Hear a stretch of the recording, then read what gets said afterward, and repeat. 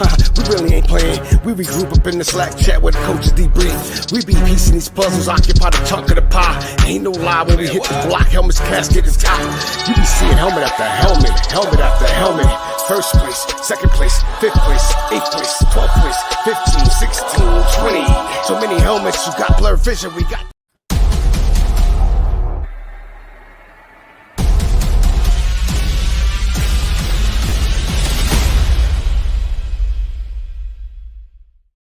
All right, what's up, everyone? Welcome to the DFS Army NASCAR Penzoil 400 Las Vegas Draftkings Fanduel Superdraft Daily Fantasy Breakdown.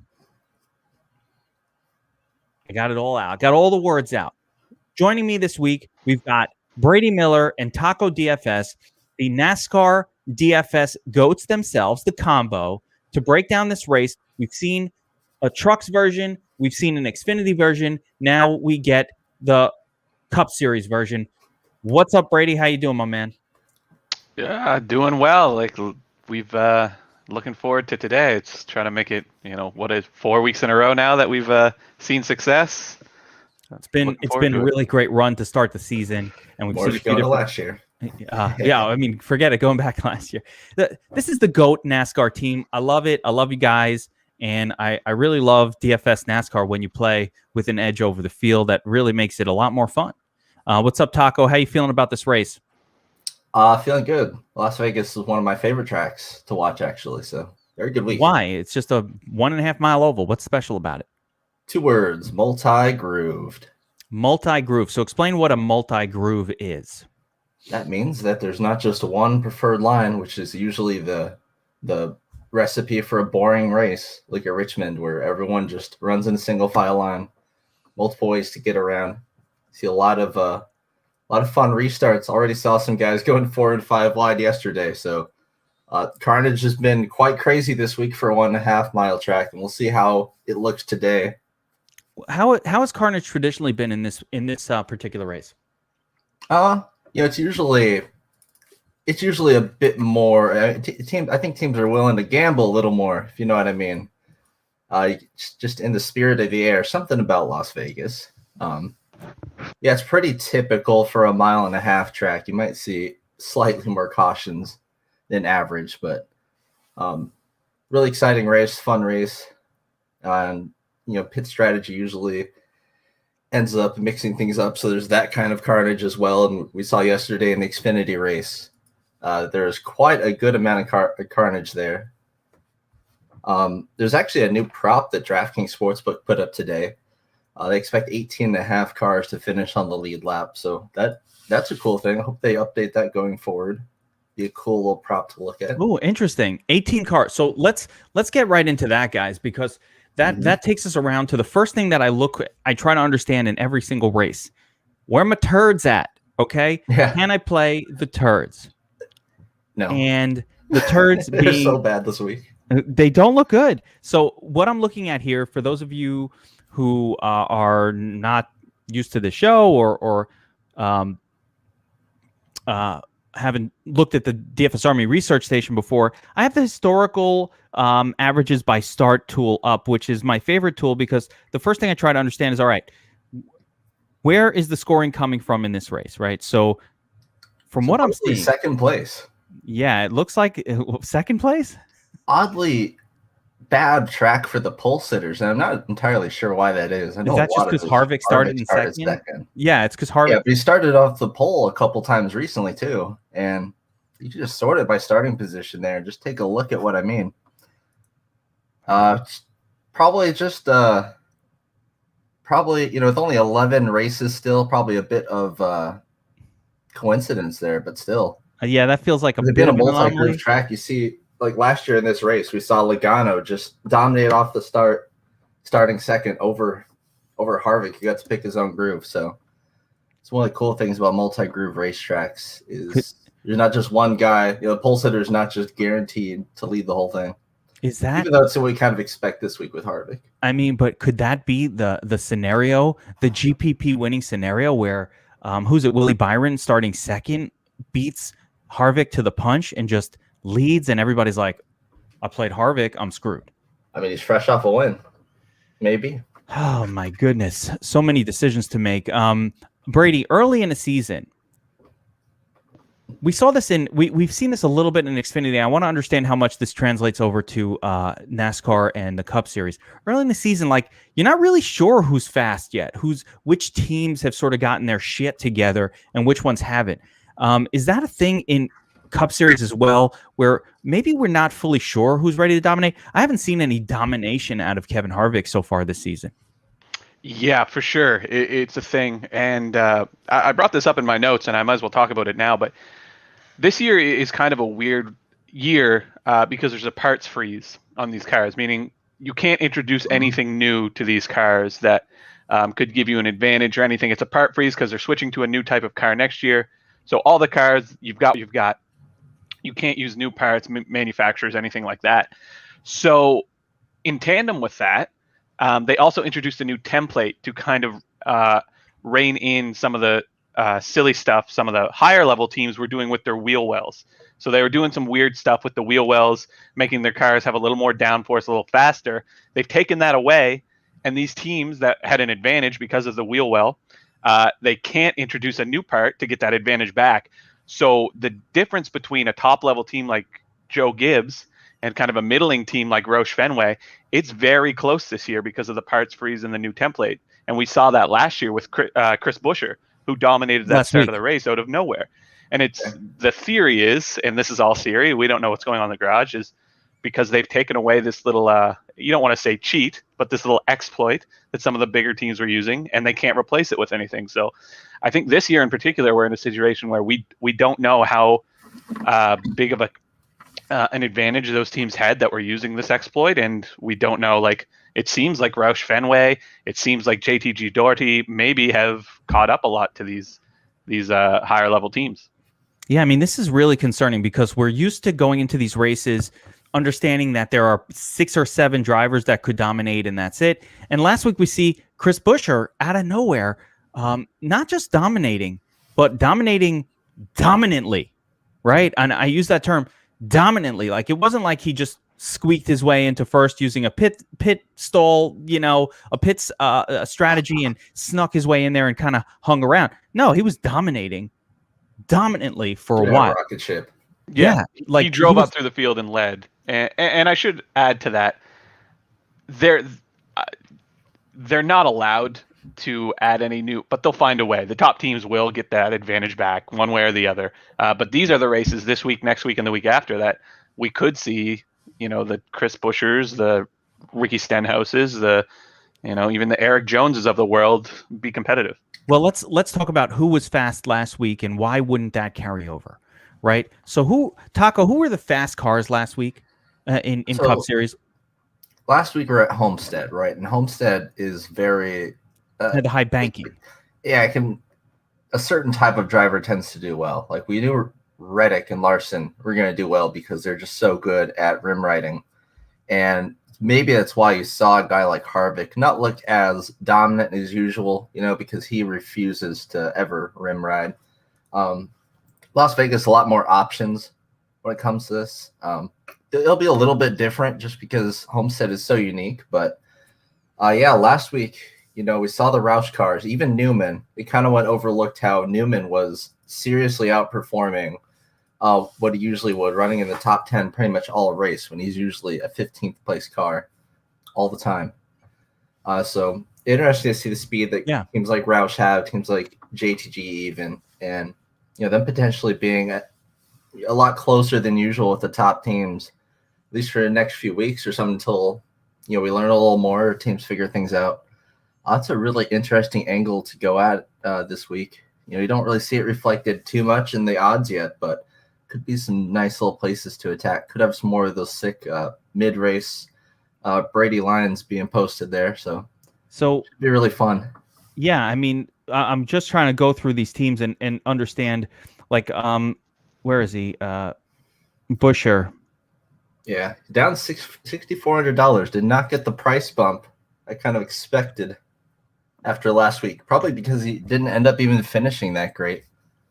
So it might get a little bit hidden, his speed, because he was super fast. Yeah, Busher and Ryan Newman are part of the Roush team. What other are front row connected to Roush? Like, is that McDonald? Well, McDowell isn't even realistic here, his starting point, but maybe kind of team. Maybe Fefo Alfredo starting 27th. He wasn't that good last week though. The whole 7K, 6K range, just a ton of guys in either new equipment or rookies. Like you've got. Obviously, Alfredo, who's a super green rookie. You got, Chastain, who's in a completely new team, new car. Jones in a new car, significant downgrade for him. Bubba Wallace and Daniel Suarez in a brand new team.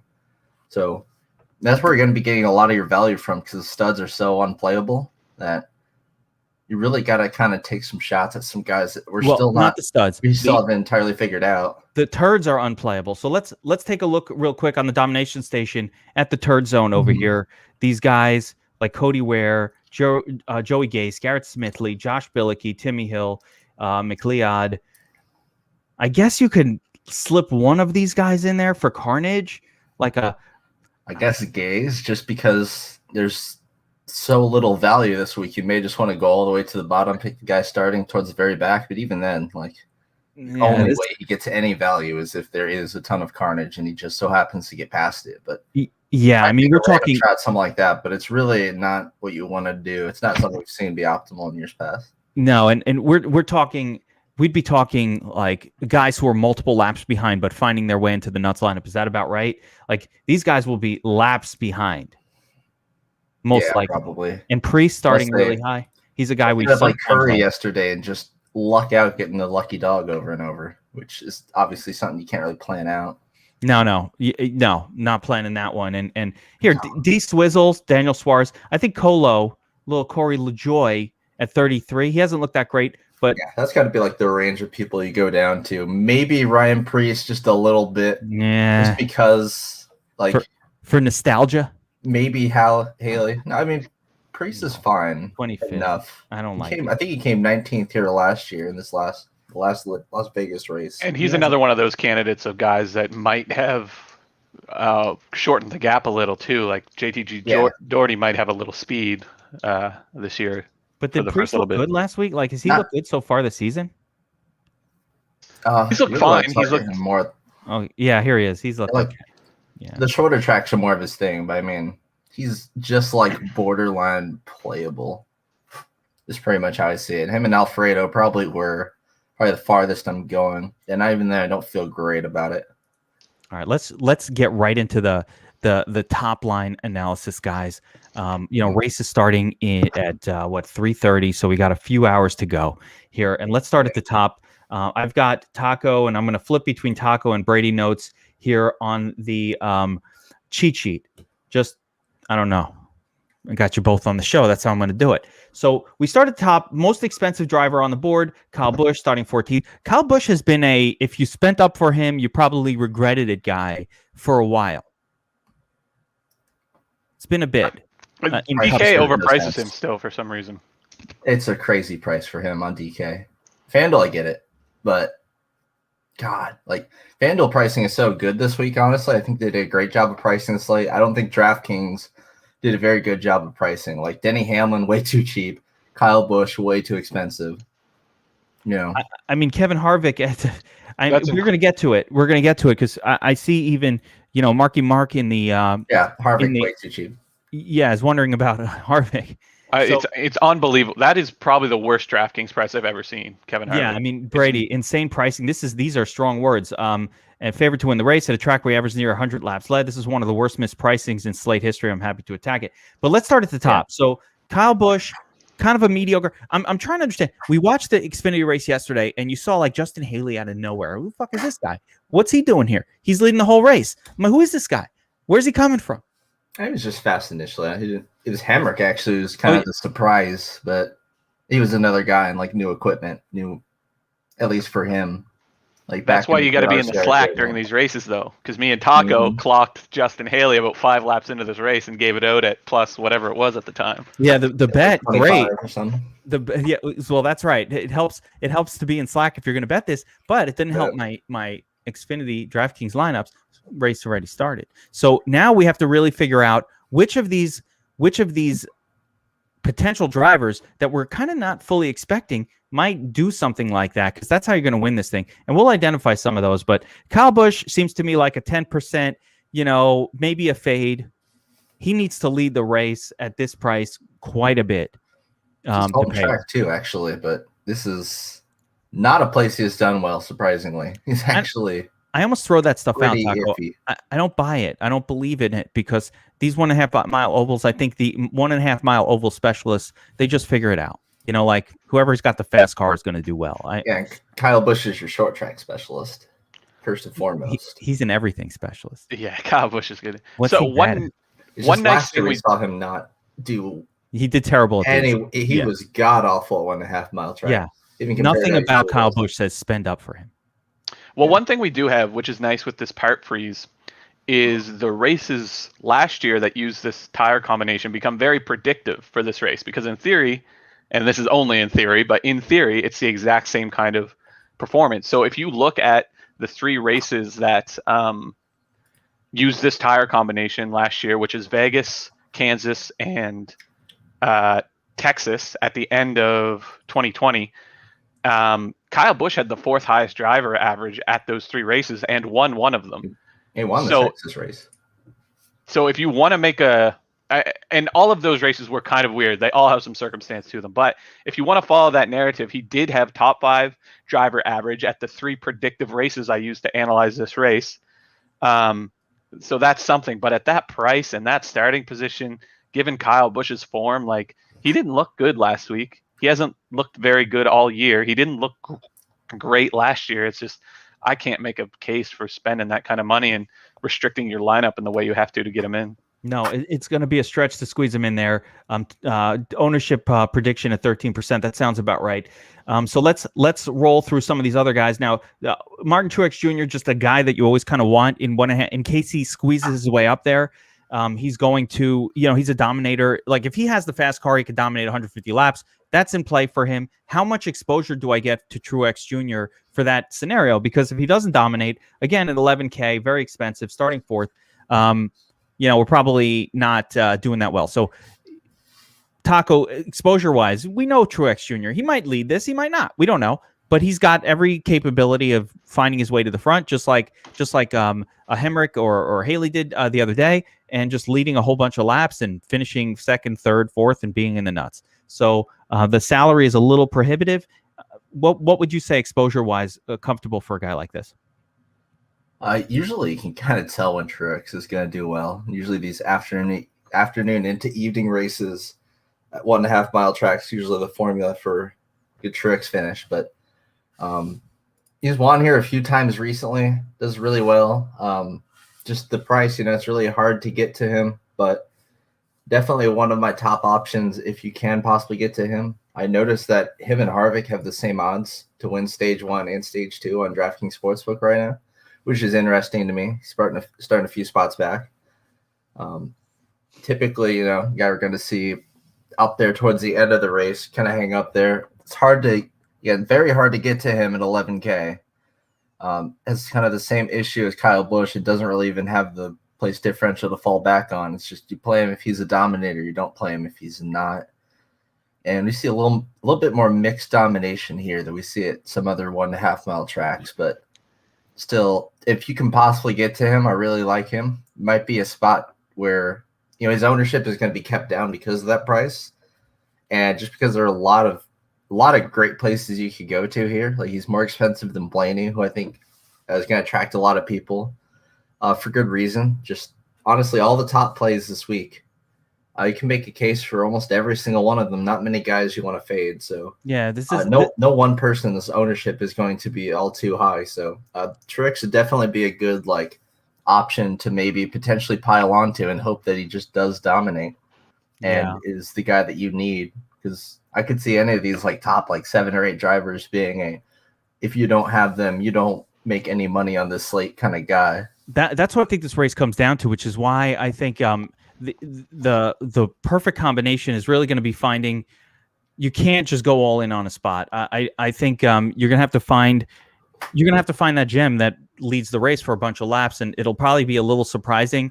And by a little surprise, like, Keselowski, Logano sneaks in there, or I know, Brady, you have some sneaky ones coming up, but let's keep running through these studs. So Blaney shows up. He's starting 26th. He's a good driver. We know who Ryan Blaney is. Is he going to dominate? Probably not, but you get some place differential. You're going to pay up for it here on him. I think he's going to be very popular in terms of optimizers, because optimizers love the place differential plays because they have a higher mean predictive score because of those place domination points. But it doesn't always lead to being in the nuts, as we've seen time and time again. If Blaney kind of finishes 11th or 12th, has a nice race, he probably doesn't get there. Quick note on Blaney: of those 3 predictive races, he has the highest average driver rating. Those sound like tracks he's pretty good at. Yeah. So, I mean, and listen, this is 3 races that just happen to use the same tire combination. You can take any 3 races and Blaney would be up top, but he does stand out as the highest driver race average at the 3 predictive races. So somebody just asked if you could play Harvick and Truex in the same lineup, and my thought is you could do whatever you want. That's not a super likely combination, though. You may need to, but at what yeah. cost? Well, it's expensive too. So when you try to squeeze them together, luckily, Harvick is at a bargain basement price here. But I want to talk about the negative scenario with Harvick in a second. Chase Elliott starting 8th, just another guy that could lead, and if he does, he'll be in there. Feels like a 10%er to me, no more than that. Actually crushed this track last year. Yeah, I think so 70 lead laps in both races. Does that? But I mean, on the flip He's side, also Chase Elliott and gets the big side of the wishbone every time there's a scenario. He gets a lot of breaks his way due to organic and inorganic measures. So there's always that going for him. Yeah, I don't know about that either. Does he? Yeah. NASCAR wants him to win. I say it as an Elliott fan. You're such an Elliott fan. You're a fanboy. So let me ask Brady on Elliott, because he's not an Elliott fanboy. You're not as in love with Elliott here, Brady. I think to me, Elliott just fits in the mix of these studs who are starting kind of a little high up, and one of them's going to take a lead and get a bunch of lead laps, maybe a second one. Yeah, and the thing that turns me off about him is he's been pretty. I mean, if you take away the road course, which is his bread and butter, he was pretty irrelevant last week. He wasn't. I would argue that he was the 4th best Hendrick car last week. Daytona, he wasn't all that relevant. And you can't take much from Daytona. Yeah, hard to late take track, but it just doesn't it doesn't seem like he's and he's not a start of the season guy. He's mid-season, late season, turn it on, figure it all out. So at that price, it just doesn't make a lot of sense, I don't think. But you're right. He is very good at Vegas, was very good at Vegas, pops a lot in the predictive races. So he is one of those guys that is eligible to suddenly be a dominator. It's just, you play the probability, and I didn't like it. Yeah. All right, so let's move on. Keselowski and Logano, I look at those two as like a pairing, almost like the same guy a lot of the time in a lot of these races. And here you go. You have it as kind of a sneaky little play that no one's thinking about, and maybe all of a sudden one of these two guys could like pop up there, get a second place finish, and be in the nuts. That kind of seems like what these guys tend to do on most races. Looking at Taco's notes on these guys. Yeah, pretty similar. What do you think of these two? Now, Taco, you prefer Logano. I'm assuming that's because he's starting 15th versus 10th.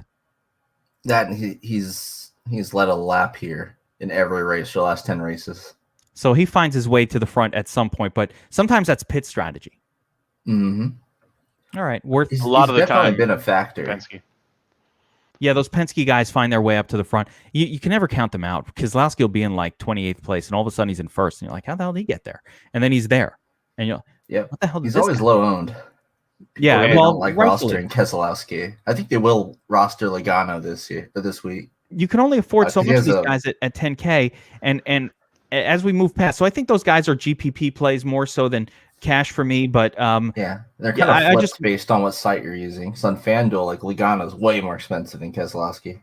Isn't that interesting? I like that differentiator too. Look at the difference, guys, between FanDuel and DraftKings pricing a lot of time to get a sense of some really good plays here. So let's get to the killer in the room here. Kevin Harvick on the pole, has destroyed this race in the past. 600 laps led.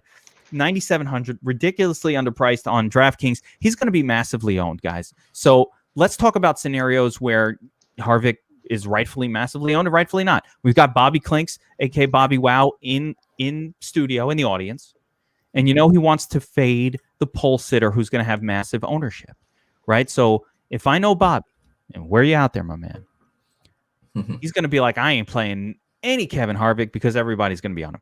We think he's going to be 30 to 40% owned. Brady, what are the scenarios where that works, and what are the scenarios where that doesn't work?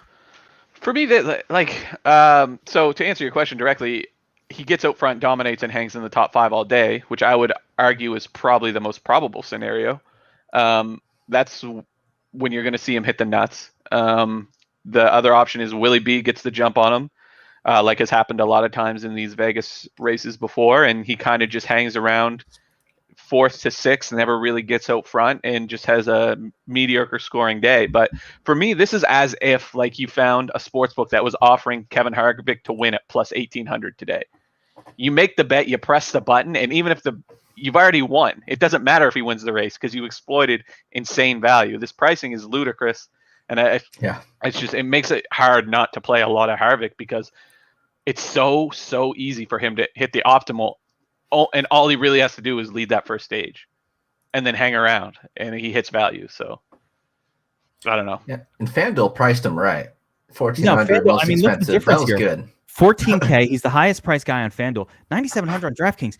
Man, if he leads this race, even the first stage, and then hangs around top 5, he's going to be in the nuts. So the question is, like, what are the odds of that scenario? Like, how much exposure do I get to Kevin Harvick? It's a really tough question because you go too much, you're going to be fucked. You go too low, you're going to be fucked. You got to be just right. Like, you need enough for that scenario where he doesn't dominate. Again, Willie Bizzles passes him.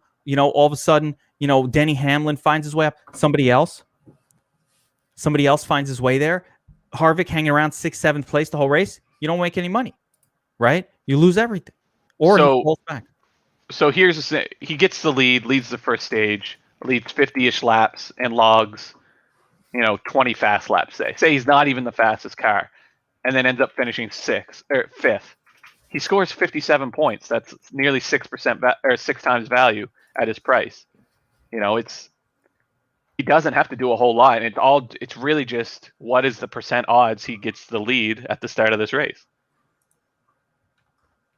Give him 50, 20 something, like 55 points probably gets you there. At 9,700, it probably does. So he doesn't have to do a whole lot. He's got to lead some laps. And he was giga dominated here in each of the last 3 spring races here at Vegas. Almost to the point where if you didn't roster him, there's no point in checking your lineups. Yeah, and the first stage is 80 laps, so he doesn't even have to lead the first stage, just the start of this race. But remember, car speed is going to be a factor here. Somebody's going to emerge as the fastest car, and it might be Harvick, and it might not be Harvick. And if it's not him, Harvick. What's not that? Always. It's usually Harvick, not always. It has been. He's very consistent with the fast laps. It has totally which have been so minorly nerfed. And being in first place adds 10th to your car pretty easily too. So even if he's not the fast car, if he's out front, how are you going to pass him? Stall, all that. Oh, being in first place here are you like, this is one of those races where, quote, clean air, are you moving a little quicker? Big time.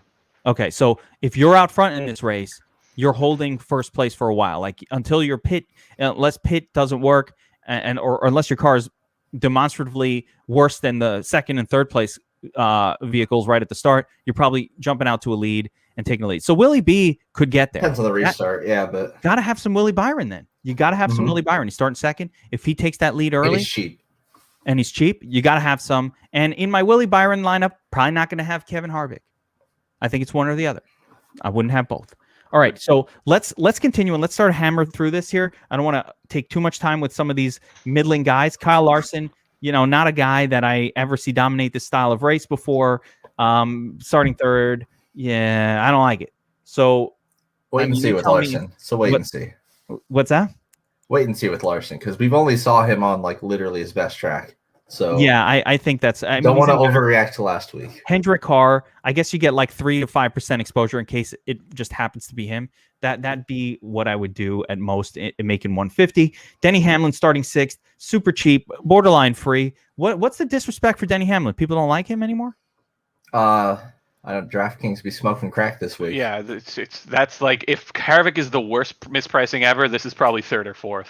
Like I don't get it. Yeah, usually don't get drivers this skilled and this good starting 6th. I mean, I get he's starting a little high up, but for 9,200 seems a little seems like a bargain. And again, you see that discrepancy between FanDuel and DraftKings, where DraftKings FanDuel has him priced 3rd highest, 4th highest. 4th, maybe? Now, this is a track that he's not dominated like at all until literally the last race we raced here. He led 120 laps at 50 fast laps. Before you gotta get almost exposure. Never more than 5 lead laps. Really struggled with fast laps. It's something he typically doesn't get. Very similar to Logano in that sense. But yeah, still 9,200. That's a bit too much for just Yeah, and I mean, kind of crazy. It's a bargain basement price. I think there's no doubt about it here for Hamlin. Starting 6th, though, he's going to have to finish. Again, when we look at our tool here, you start 6th. He's going to have to, even if I don't think he needs to lead laps here, but if he finishes, let's say 5th, 40 points, that's not going to do it. Finishes 3rd or 2nd, he's going to have to kind of push his way up. Still, because of that starting spot, he's going to have to move up. He'll have just to lead a little little bit, I think. Yeah, or get a couple lead fast laps in there. The dominator points nowhere as free as Harvick, but still. And the thing with Hamlin too is when Hamlin's leading, he's such a good race manager. Even if he's 0.3 faster than the field, he'll back that down to 0.1, just maintain the gap. If he's the fastest car, he doesn't always, log those fast laps because he's just setting the pace of the race, not using up his stuff, saving fuel. He's really good at that stuff. So. He's just racking up those fast laps though. So those lead laps though in that scenario, and he's really good at that. So you got to get some exposure because if he takes the lead, there you go. Always a guy preferring FanDuel because he doesn't like fast laps as much, but he likes finishing the race a lot, which is very good for.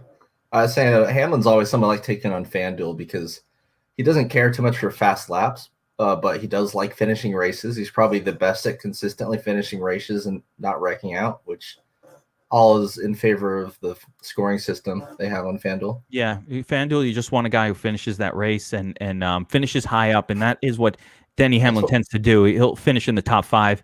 Again, he'll just be hanging around. Top 5. Yeah, but we see here, if he doesn't lead laps... So Harvick likes to gallop and just lead by like 20 seconds. Look at the long periods of time. Hamlin, if he doesn't lead laps and he just hangs around the top 5, he's not going to get you there at 44 points. So, I mean, keep that in mind. You need dominators here. You need guys who are leading laps. How many laps in total is this race, guys? 267. How much? 267? Yeah, and we've got how many? Let's see here. 80, 160, and 267. Yeah, so you have to. It's going to be guys who lead a lot of laps who are gonna win, unless like the lead keeps changing hands. Let's hammer through some of these other guys. Matt DiBenedetto, DiBurrito, as they like to say, 9K starting 30th, big place differential play. How has he looked so far this year, Brady? I'm feeling like he hasn't been like spectacular, but maybe Taco. He's been wrecked into a lot. Yeah, he's had. I don't know if we'll call it bad. How has he last week? Looked like his fender was sticking out. I know that you track like position by position until the crash, right? So you see, this guy started here, he moved up, and then moved back. Has he looked good? Has his car been fast? He just had some bad luck. What's the story with him? Yeah, basically, it's hard to tell. He's looked fine, but he has just got run over week after week after week. But the more I look at this play, the more I like it. You go back to the last 2 Vegas races, he finished 2nd in both of those. Those were, you can't take a lot. It's two instances, not a lot. But if you go to the predictive races that I used a lot this week, he's 11th, which is incredible in terms of driving rating for a car like that. Vegas is a good track for him. He starts way, way in the back. I think he can finish top 10. And, if they hit the setup right and they get that magic sauce they had last year, he could finish in the top 5 like he did 2 times last year. I really like this play. Every time I go back at it, I like it more and more. Who's helping this Wood team? It's essentially a Penske car. It's a Penske car? Okay. I figured, Wood can't be... That's what Menard always used to drive. This is the Paul Menard car that he's in? Yeah, it's the one that That's just Blaney an was okay in car. before he got to just go full Penske in the 12 car. It's just an okay car. It's better than a just okay car. It's It's B won races plus, before probably. Blaney. Yeah. All right, so DiBenedetto is going to be super high owned. Core play here on both of your sheets. And understandably, starting 30th. Easy This to is understand, definitely, yeah. I mean, to me, like worst case for DiBenedetto, not worst case, but like average case for DiBenedetto would be like he finished 12th. Not really Yeah, I a play think you need to that's very focus reasonable. too much on. It's kind of obvious. Like, just start in the back. Going to be high owned. Just one of those plays. Yeah, everybody's Worth- going to be on it. Everybody's going to be on it. He finishes 12th. He scores 50 points. So you see the difference between a Hamlin and something like this, where he just needs to kind of finish 12th, and he's already smashing. If he gets you to 10th place, 54, and you're looking good. That's the nuts. So high floor and not as much like dominator upside, obviously, as the dominator guys, but the floor is very high and consistent. it's really got to see how you can afford drivers as everything comes together. Can you afford a 9K sort of place differential play? I think probably a non-dominator. Very hard to, but if you can get there, you'll take it. The other guy in the exact same category for me is Eric Almirola. Now he looked amazing last year. He looked like a different guy. He looked like an elite driver for a lot of the races. How has he looked so far to start the season, Brady? I have been unimpressed by Eric Almirola last season, and I was unimpressed with him. Wait, hold up. The guy was winning races last year. Yeah. Eric Almirola didn't win any races last year. I mean, he was like up there though in a lot. Hold on. He did have some good runs in the middle of the season. Yeah, he had like one streak, like 1 month or two, where he was like really fast and even leading some laps right there. Yes. Other than that, in previous seasons, we've seen him be kind of a top 10 machine without ever really dominating. It's kind of how he was. Like, I think the season before that, he finished top 10 almost all of the 1.5 mile races, but it would always be like 8th or 9th place, like pretty consistently. This is probably that time when I was playing NASCAR last year, like pandemic. Yeah. So I'm this like, was wait, the time when NASCAR was the only thing on TV, so everybody was on it. That is very true.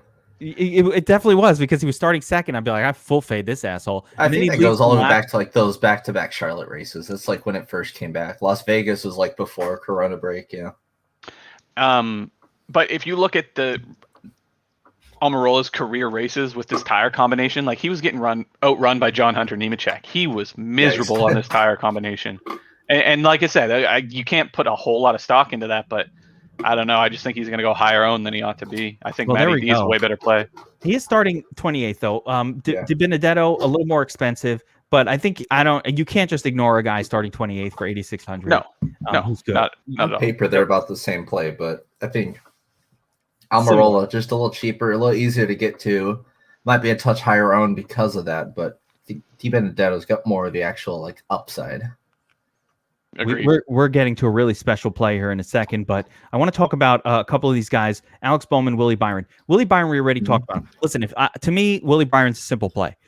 There is a better than 0% chance that he beats Harvick off the line initially and is not horrible and leads some laps and actually looks good, right? No one's going to want to play this guy. I don't even agree with your 15% here, Taco. Although he did look, he was fresh off a win. Literally fresh off a win at the only 1.5 mile track we've been at this year. And yeah, he was fast. He's so young. He's a little baby still. He's not going to be as good as last year. He's like improving. He was the most improved driver last year, and I think he'll continue to improve more as he gets more experience. He's like, I feel very bullish about Byron long term because interesting. I think we're just beginning to see him come into form. Like he's just done being green. I think he's younger than Christopher Bell even, like by like 3 years. So yeah, like by a significant amount. Even though he's been in the Cup Series longer, he's not someone I want to overlook. And the low 8K range, I mean, I really doubt we'll see him in the low 8K range ever again. Probably, like he's that caliber of driver. Well, if he dominates today, we certainly won't. So Brady, even if he doesn't dominate, he could just run top 5 and probably be fine at 8,300. What are the chances he dominates, Brady? Like, give me some odds. I mean, not great. I don't think. I think Harvick can kind of school him on the restart. But my thing with William Byron is he's in that range. Like the 3rd to 4th season of a driver is kind of the make or break season. and all signs seem to point to him breaking out. And if you look at his career, it's eerily similar, and it's easy to make this comparison because they're in the same car, but it's really eerily similar to Jeff Gordon. And in Jeff Gordon's third and fourth year, he went from winning one race a year to 14 races, 15 races in 2 years. And it kind of seems like that's where William Byron is. He's about to hit that number. Like he's going to win a lot of races this year, I think. And I don't know. This is probably not the place you want to start chasing. It's just not a good spot in theory. It's more but for me. I think there's still like a 20% chance he can beat Harvick off the jump. That's what I'm saying. It's more for me about should I fade him? I'm making 150 lineups. Should I just be like, I ain't playing this guy. He's going to fall behind, and then he takes the lead. So you got to have some exposure to him just in case he does that. But do not play zero. But you have to set him in on him. My strong feeling is if he doesn't do that, he's probably not going to be in the optimal. Like if he doesn't find his way to the front like very early in this race, he's probably going to fall back a few spots and just not get there at all. If he finishes 5th or 6th, he's not going to be in the nuts. But if he comes out and he looks impressive here, and whether he gets the lead or not, but if he hangs around, leads laps, I think it's a very strong indicator we're in a breakout season for William Byron, and we've got to start paying attention to him. We got to watch it. But I mean, just putting himself up there at the end of races too. He starts 2nd. He finishes 5th. Amazing finish for him. 36 points. Doesn't get you there. So Brittany is asking 2 DOMs or 3 today. What do you say? You consider a DOM.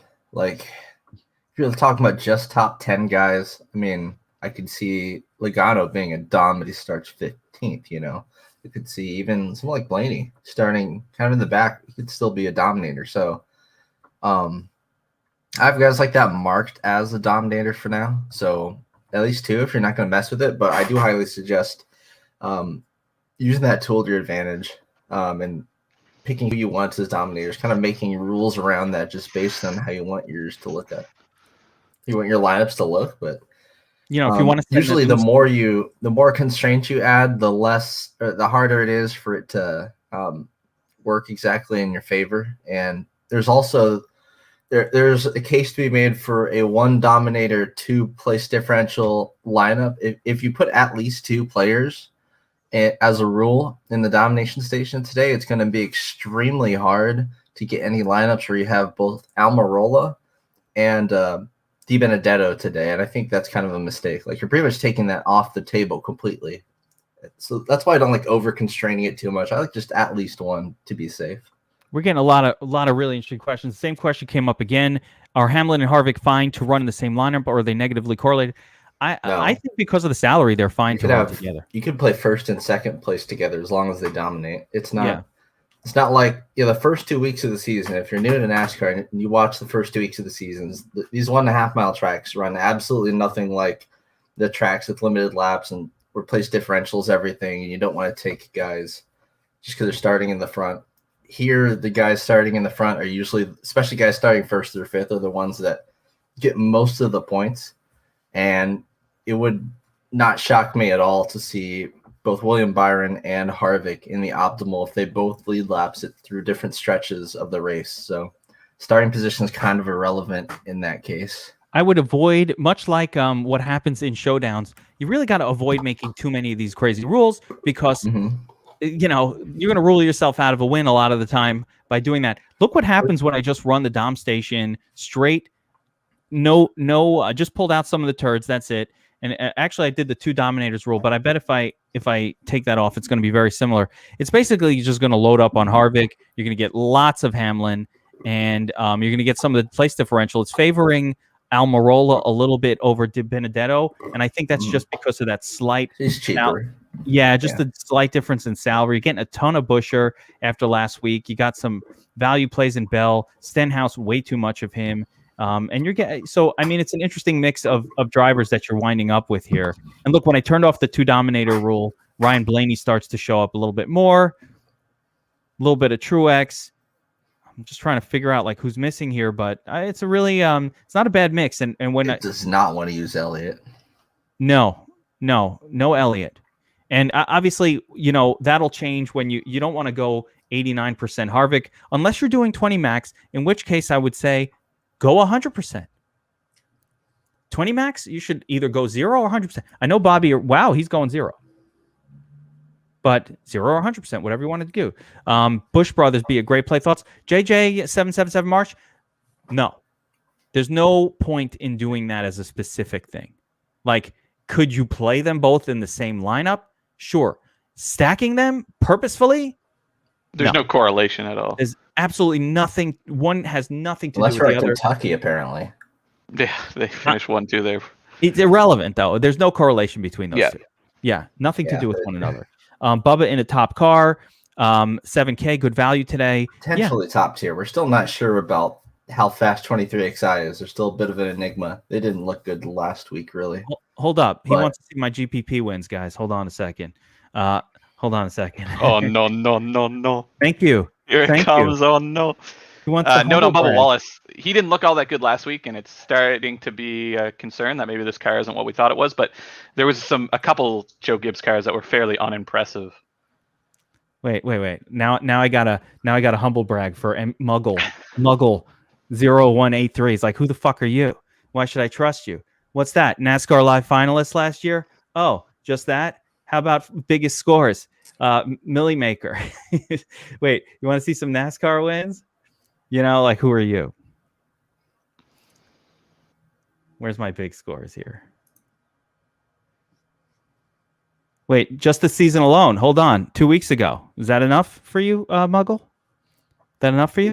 Second place? Second in the $4 last week. February 28th? A lot of us were second. What's that, last week? Hold on. You were second last week in the $10 or something. Yeah. Or the $12. Wait, here's the Octane. What's that, 2 weeks ago? Third place? Is that good enough? More NASCAR wins. I'm from Brooklyn. I don't even watch NASCAR. Never watched it.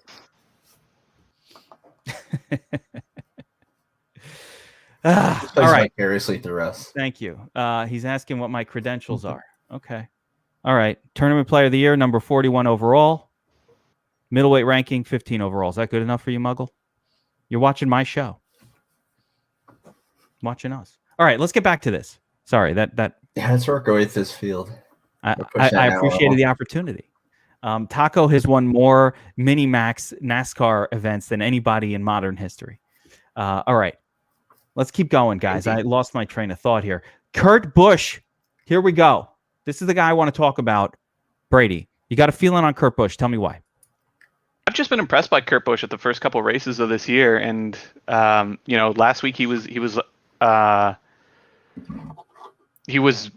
strong last week at Homestead before having a tire go down, and still he ran back to seventh, had 30 fast laps on the way, and was still relevant in that race. He won this race at Vegas last year, which I don't put a whole lot of stock into because that was kind of a weird race, but I've just been really, really impressed with Kurt Busch this year overall at all three tracks. At plus 1,800, I think he opened a little lower than that. I haven't bet it or anything, but I do think he's going to go overlooked because he was a major factor last week, and people are going to forget because he had the tire go down and he fell back a little bit. But I just think this is a really good spot at 8,100 for a guy that probably is going to hang in the top 5. I mean, he was strong on this track last year. This is his home track. This is probably one of his last races ever at his home track. There's one more at the end of the season, and this is probably his last season. So there's some narrative there if you like that. I'm going to keep a close eye on his lap times to start the race, and I might fire on a live bet, but I think he's a guy you can steal some really cheap leverage on. 18%, like if you go to 22, 23, 24, and he smashes, that is really, really cheap leverage you have on the field. And I think I like Kurt Busch. He's had really good form this season, and I don't think people are noticing. Is he not signed through next year, though, with CGR? I think he is technically, but there was just conversation of him retiring. So this year, next year. Makes sense. He's been around forever, but yeah, for sure. And Busch. I don't say it makes me feel old. Normally, Brady, Kurt Busch is not a guy I'm excited to roster. He's starting. He's starting in a weird place. He's seventh. He's usually 8,500 every single week, and he's 8,100. He's always there. He's seventh place. He's not good. He hasn't he hasn't dominated much. Has he looked good in this particular track? Is there anything, or it's just more of a he's been looking good this season so far thing? I think his form's good. He is good at Vegas. Like I said, he won last year, but he wasn't strong by any means last year. He didn't lead a bunch of laps. He just ended up out front, and it's hard to get past the leader. But I don't know. I just think he's a guy that's priced down with these Christopher Bells and Austin Dillons, and he's a guy that I think has been a top 7 driver this year. So I just think it's a neat place to grab some cheap leverage. There we go. I like it. Kurt Busch, I like the play. And by the way, guys, if you're watching, make sure to like and subscribe to the channel. You like this kind of content, you want to smash DFS for any reason, you like to play DFS and not lose money, this is pretty much a channel you should be subscribed to. Like and subscribe. I mean, or maybe you still like losing money. I don't know. If you like that, don't subscribe. Don't like. I don't give a shit. All right, let's move on. Christopher Bell. So we got a couple other plays down here in this zone. The Tyler Reddick, Taco, you have him as a fade. He's starting 11th. A fade? Tyler Reddick? I love Reddick. Yeah. Why are you fading him? Just because he started a little high and has not really shown much at Vegas historically. Cost a little much. We're used to getting him a bit cheaper, and now he's starting to get priced more appropriately. Last week was definitely an RCR track, and of course his best track. He was so cheap, starting so low. Now we have to deal with the consequences of him finishing second and starting up at 11th. I mean, he could definitely, I'm not fading him completely. He could definitely hang around. He's usually a 10th to 15th place car at these tracks, but his top 5 upside realistically pretty limited, I'd say.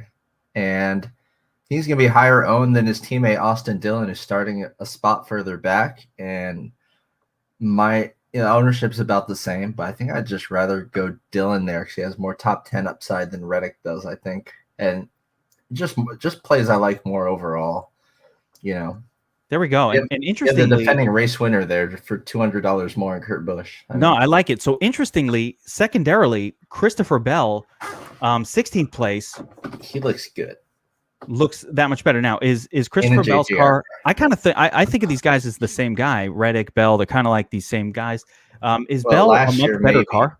Bell got upgraded to full JGR this year. He replaced Eric Jones. So he goes from the Levine family racing car, which is basically like the Wood Brothers car of the JGR crew, into like a full-on JGR car. And we've already reaped the benefits of that with him winning. And Bell's, another guy that's going to be on the rise.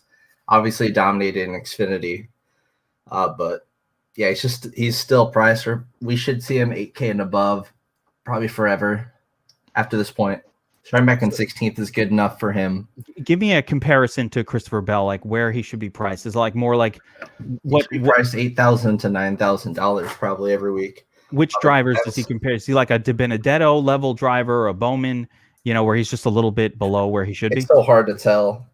I'd probably put him probably around like Byron right now. I want to say like historically the best example would be like Carl Edwards, but that's, I'm comparing a guy towards the end of his career to a guy in the beginning of his career. So sky's the limit for Christopher Bell, really, honestly. He could end up being the next like Hamlin or Kyle Busch quite easily. He has the talent, that's for sure. All right, let's move on from there and just kind of hammer through some of these spots because we're getting towards the bottom of the barrel here. But Austin Dillon starting 12th. Probably not going to be very high owned. A lot more often than you think he does. He what does he do? Runs top 10 more often than anyone. Yeah, he could get there. He could get there. More. This is a 150 play only. I don't about right. I don't think you're messing with that unless you're making 150 lineups. Get a couple of shares. Donnie Briscoe, 24th overall. I love rookies. Yay, rookies, because they'll look good and then they'll forget how to pit. There we go. Tachometer, shoot. There we go. Chase Briscoe, solid run. Could get to the top 15 according to Brady's chart, and I think at 7,400 is going to be very popular. Last year in Xfinity, you're going to have to live in this range today if you're not building lineups where you're going to use any of these turds, and we're not using these turds, so we're going to have to live in this range. Yeah, and it's a giant question mark on a lot of these guys. Yeah. A note on Chase Briscoe. Clint Boyer ran fairly well at these races, the predictive races in this car last year. And Chase Briscoe, I mean, he's probably no Clint Boyer, but he's certainly capable of having similar type runs. So I think Briscoe's a pretty good play here. I got to hop off here for the top of the hours, but you're in good hands with Taco and Geek, I think. So I think so too. All right. I got to hop off, guys, but thank you very much. All right. Appreciate it. Go to Brady. attend to another meeting, but good luck, guys. There we go. There we go. All right. Here we go. So let's run through the rest of these kind of turtly guys. Some of them aren't so turtly. So Ross Chastain again, 21st. He's been pretty good. He's been pretty good. You like him by default. Who? Sorry. Where were we? Ross Chastain here. He's again another giant question mark. Can't use any of his historical data because he's usually a substitute for guys like substitute for Newman. But how's his car? How's his vehicle? Like, do we need Larson? He's in Larson's old car. Larson's always been kind of okay-ish here. Not really. Didn't really stick out too much. He ran all right last week. You're gonna hear me use words like all right and okay a lot because that just kind of defines the play for him. Don't have none of him, but again, it's just this whole range here. Basically, Briscoe through Bubba, a bunch of question marks and guys are still just not entirely sure of speed-wise. Chastain theoretically is the best car of all of these guys, the Chip Ganassi car, but starting 21st, and he has the nickname Ross Crashstand for a reason. He is someone that people do not like to drive with. He's very Stenhousey in that sense. So, and 21st, he only play for a while. I'd say I did not ever feel comfortable using him in. He's not Ross Chastain, I'll tell you that. Definitely a little series he was, but yeah, a little sketchy. I have to see some consistency from him before I ever start feeling comfortable about him. A little sketchy starting 21st, considering some of that. All right, Bubba Wallace is going to be popular. Eric Jones is going to be super popular. So I want to kind of talk about these two plays here, especially Eric Jones. Is he in a better car this year? Last year his car wasn't very good. Last year his car was literally a JGR car. Last year the car was very good. This year it's downgraded. This year it's the opposite. Eric Almirola's old car or Bubba's car from last year. So like a 20th place car. 20th place car, starting 29th, 7,100. So just imagine Bubba from last year being in this spot. Yeah, you play starting 29th. You move up to 20th through 25th or so. But the difference, Taco, Bubba was like $6K. Yeah, and Eric Jones, I mean, he's a lot cheaper than he has been. His price is going down. It'll correct over time, but did not look very good last week. I could say the same about Bubba as well. You still got to kind of play him just because there's such the options are so limited. You have to go to Jones in a lot of these spots. You have to go to Bubba. It just makes a lot of sense to play these guys. But Bubba's definitely got more upside than Jones does. Jones is more of the floor starting back in 29th. Jones is definitely going to show up when you just do regular optimizer runs here. As you can see, he's showing up a pretty good amount, 21%. So you're not getting much. Am I getting Bubba here? Yeah. Oh, yeah. Nothing better than a Bubba. Because getting a lot of Bubba. Ain't nothing better than ain't no burger better than a Bubba. The upside of that team is like almost JGR level. Like he could just basically be getting like it could be the direct replacement to like the Levi family racing cars, but it could be even better than that. There we go. So we're still not sure. Got to get a little bit of exposure there. A little exposure to these two guys, kind of turds. I'm always looking for the low cost drivers that can get us there, right? He comes with sponsorship. And sponsorship brings speed, one way or another. Bubba's got the Michael Jordan car, baby. Yeah. Craig's asking about Michael McDowell, man. He's starting 5th, bro. That's a little too high up. That's a little too high up for a Michael McDowell type car. If you play him and he hangs around in 5th place, he's gonna look good. Do we have anybody going to the back? I don't believe so. Done yesterday. We're good. We're good to go. No one's going to the back, guys. Everybody is starting where we think. And we're almost to the end of this breakdown because we're getting to the really, really turtly zone here. Cole Custer, Ryan Newman. Ryan Newman starting 13th. Wait, Ricky Stenhouse. He's popping a lot. He was a surprise dominator.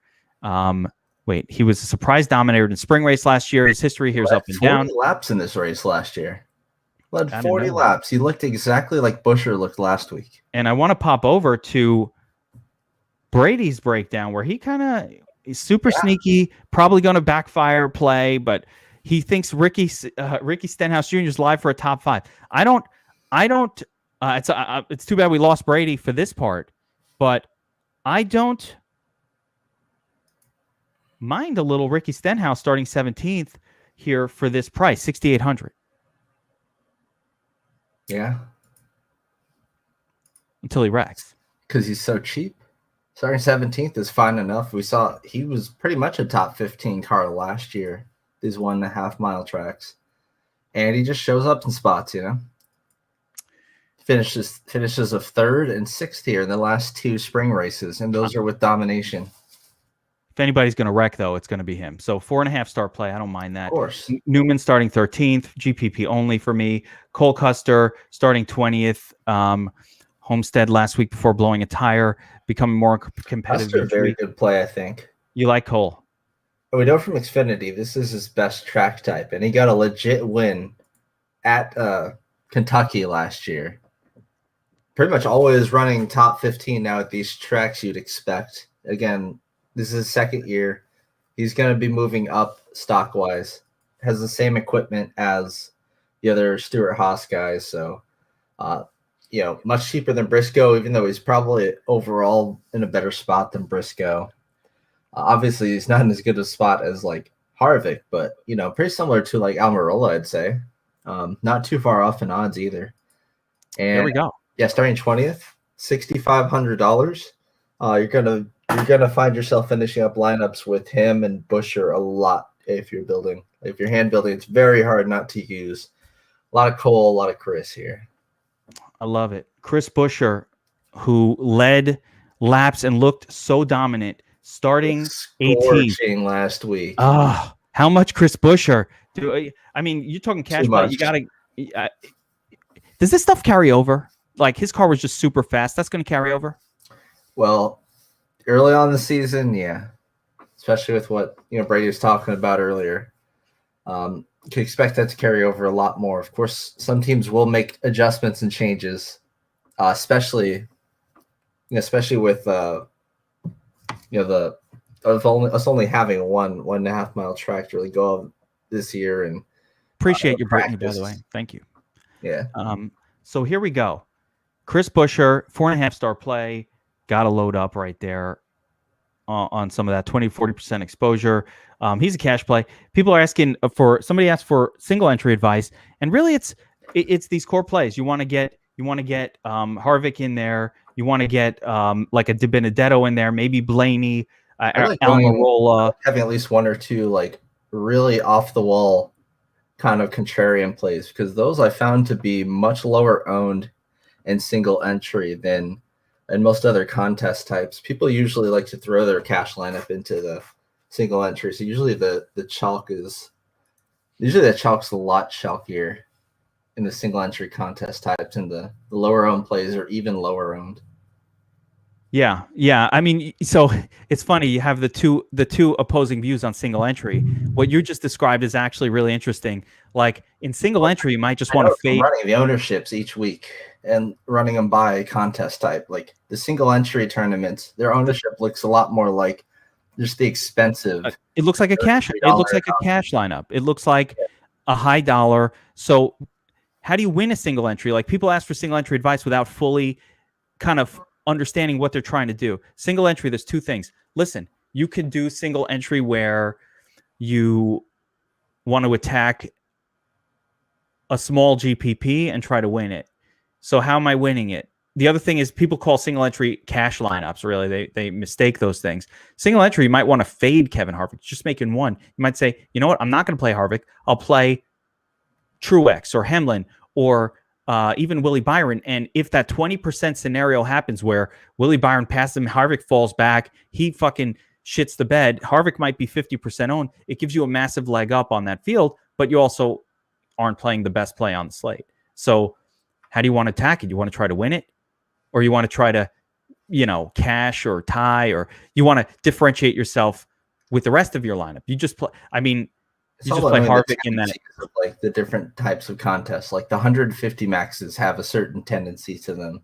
The cheap contests have more of a tendency towards your plays that people are just going to flock to just based on the game logs and stuff. There we go. It's like in golf, Tiger Woods always super high owned in those, super low owned in like the expensive ones. It kind of works that way in NASCAR. Yeah. And then the range from here on down is pretty rough. Alfredo, you could play. We get to the zone I like to call the hell no zone. I like to call. Wait, don't spoiler alert it. The turd zone. Hell no. To the no, no, no. Yeah, to the no. Hell to the no. To the no, no, no. Listen. I mean, for the most part, there are a lot of no's. I think the one guy that might have some sniffs of interest is Daniel Suarez. These Swizzles starting 22nd overall for 6,100. Probably the cheapest viable play, in my opinion. Hasn't looked great. Is he in better equipment this year, Taco? Yeah, he's on a brand new team, Trackhouse Racing. So we're still trying to see how fast that team is. How does it look like? Was he competitive last week in terms of speed? Well, a lot more than the year previous. So he's been on 3-4 different teams in the last few years. So kind of a journeyman type, similar to how guys like Jones and Almirola have been switching time from team to team. Jennifer doesn't think I'm good looking. Guess what, Jennifer? You ain't got no shot. Don't worry about it. All right, you can take a walk. I don't know if she'd want to take it exactly. She's worried about looks. You know what? She's looking for a what do you call it? A money bags. It ain't working out, honey. Yeah, for stuff like this, you kind of want to trust the guy that looks like the World of Warcraft guy from South Park. Like, yeah, you might frank. Yeah, Alfredo and maybe I love it. Probably not Haley. Actually, Alfredo's probably as low as you should go, theoretically. Like I said earlier, there's a super ultra slight case to be made for just saying screw it and going to Joey Gaze. No, just praying that something happens, but that's only if you need to jam in like 3 super expensive guys up top, and they just are the guys that you need. But anything really can happen overall. This race doesn't seem to set up that way. There's a lot that seems to be going on in the 7 and 8K range that looks good enough that I think you can make a middling. This does not feel like a jam in. I need Kyle Busch and Truex and Blaney together in the same lineup. This, and especially with the early racing, the way it's worked out, where you're not quite sure who's going to be the strongest driver. Somebody's going to emerge in this race that that people aren't expecting. It. There's no practice. We don't have any chance to really see the speed. And what if it's Alex Bowman? All of a sudden, he's the fastest car. You know what I mean? It can happen. It's happened before. We've seen it over and over. And we saw it again. We saw it in the Xfinity Series race yesterday where, all of a sudden it was not, we had this whole group of people who all drove well, but out of nowhere, a couple of these other sort of under the radar guys wind up dominating the race and they're cheaper. And it's like, oh man, look, if you built kind of expensive and duds approach, like stars and scrubs kind of thing, where you took all those place differential guys, they scored fine. But the scrubs in your lineup ruined you because they didn't. And if you didn't have, like I said, one of these other middling guys, and that's like a Kurt Busch style guy, that's like an Alex Bowman, that's like a Willie Byron, these type of guys that if they happen to lead, you're dead. So as you're making lineups today, keep that in mind. Be diverse. Your first decision, I think, today is Harvick or no Harvick in your lineup. Like you're making a lineup, it's going to be a Harvick or it's not. That's how I'm going to build my lineups. Is it a Harvick lineup or not? How much exposure should I get to Harvick, Taco? How much? 30 to 45%. 30 to 45%. There you go. Sounds about right. Yeah. I mean, you don't want to be I really don't like taking too strong of a stance on Harvick. I kind of want to take my stances out elsewhere because, I mean, everyone kind of knows. Like Harvick's someone that people are going to spend the most time thinking about, So yeah, no, it's a Harvick or not Harvick. Brittany, to my edge from there. 2 Alfredo lineups is out of 3 is too much. 1, do 1. Alfredo has not looked that good. We know from The Office you don't exactly want to carb a load before the race. Yeah, yeah. Don't. I mean, the last thing you want to do with Alfredo, a little too much Alfredo. You're gonna feel bloated if he's not doing much. Brittany, just one. His team isn't horrible. He's not like a super scrub, not in like Spire or Gaunt's equipment or anything. It's front row, and we saw, McDowell, of course, has looked good. And years past, like Reagan, that's about the expectation you'd have. He's literally in Reagan's car, which is like 25th place car. Yeah, I don't see a whole lot of upside here. Again, it's for rookies, he's quite green.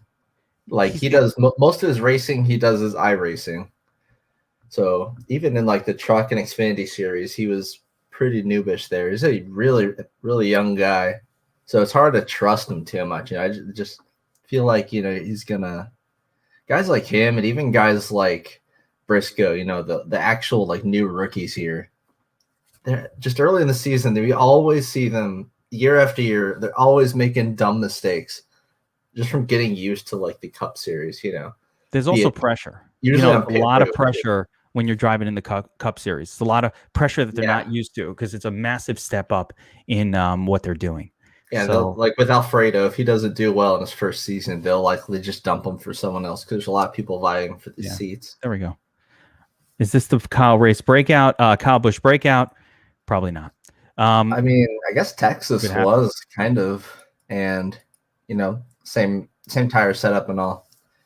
We could see a better year from him. Usually, he said that. Yeah, we definitely saw Kyle take a step down with like, them taking away practices and stuff. But we don't know. He said before that he usually comes back from like off seasons pretty strong. Historically, he's had a few years like that where he'll only win like 1 or 2 races, and it's considered an off year for him. And usually it does fine the year after, but it did seem like the lack of practice and ability to set up after his fast teammates and stuff is, really, really showed last year, especially at the 1.5 mile tracks where I think the first like 8 to 10 races they had at this track type, he had like almost no lead laps, no dominator points, like significantly less than usual. Man, 2 years ago, I came out of that season like, I'm playing Kyle Busch every week. I don't give a shit. Just going to load up. He wins 1 out of every 2 races. And then last year, he didn't win anything. It was a disaster. So we got to see. But yeah, I don't know. It's a little expensive for where he's starting. Just get a little exposure in case this is that race. That's what you got to do with all these studs, is just get a little bit just in case it's him. Just in case it's him. That's why you can't go too heavy on Harvick. What if it's Logano? What if it's Keselowski? What if it's Hamlin? Somebody's going to take a lead. What if it's Bowman? What if it's Blaney? Somebody's going to get there, and they're going to lead a bunch of laps. You got to have that guy in your line if you're going to win the tournament. If you're just kind of doing single entry, you can approach it a little bit differently. But you're going to have to fall on that person who smashes. So let's see how it goes. Taco, thanks for joining me, guys. For everybody who watched, good luck today. Let's crush it. Best of luck to you. Yeah, best of luck. Let's do this. Let's have another winning one. Last week was great. Hopefully this week's even greater. Yeah, can't get enough of these smashes. So let's see those DFS Army helmets up top. Good luck, everyone.